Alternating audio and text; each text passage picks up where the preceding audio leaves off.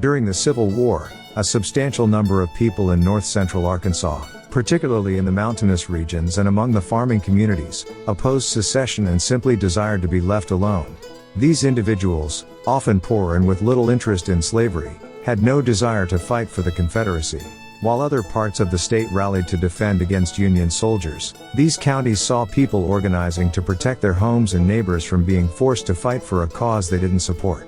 To resist Confederate conscription and challenge Confederate authority, the Arkansas Peace Society was formed. This secret organization primarily operated in Searcy, Marion, Izard, Van Buren, Fulton, and Carroll counties.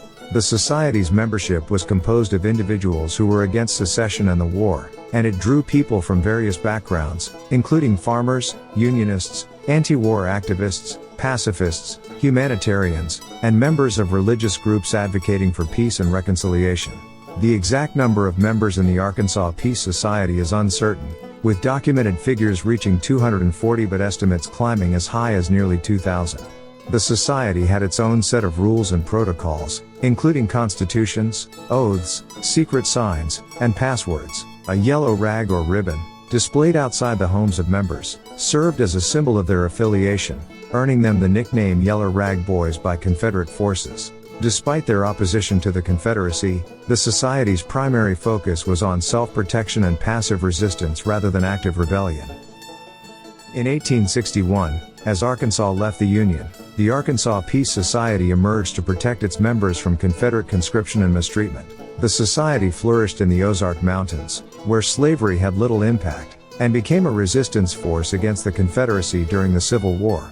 With strongholds in Van Buren, Izard, Carroll, Fulton, and Marion counties, the Peace Society operated in secrecy, using signs, passwords, and a strict code of loyalty to protect its members from Confederate authorities. However, their covert efforts were betrayed by John Holmes, who exposed the society in Van Buren County on November 17, 1861. Confederate officers in Little Rock responded swiftly, sending local militias and troops to eliminate the Peace Society. Members of the Peace Society faced a dangerous dilemma when confronted by Confederate forces. They had limited options: fleeing north through enemy territory, hiding in the dense woods of the Ozarks, or standing their ground and facing the consequences of their perceived treachery.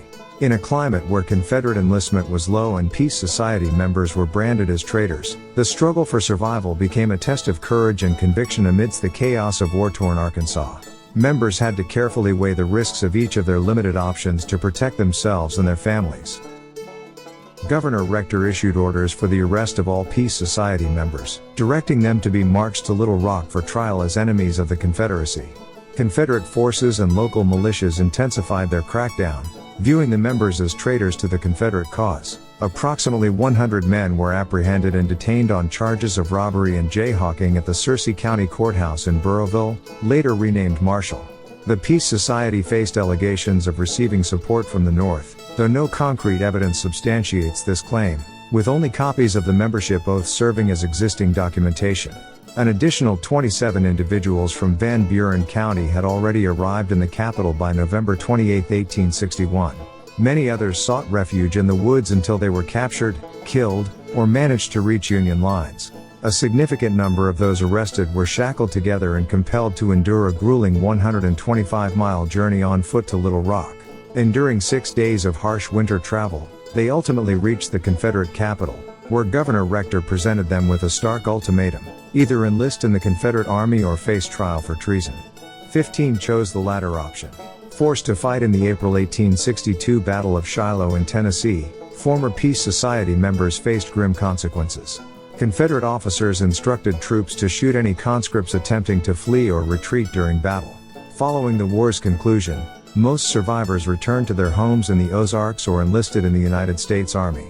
While the demise of the Peace Society seemed imminent amidst coercion and punishment, many individuals managed to rebuild their lives in the aftermath of conflict, finding solace in the familiar landscapes of Arkansas mountains and valleys.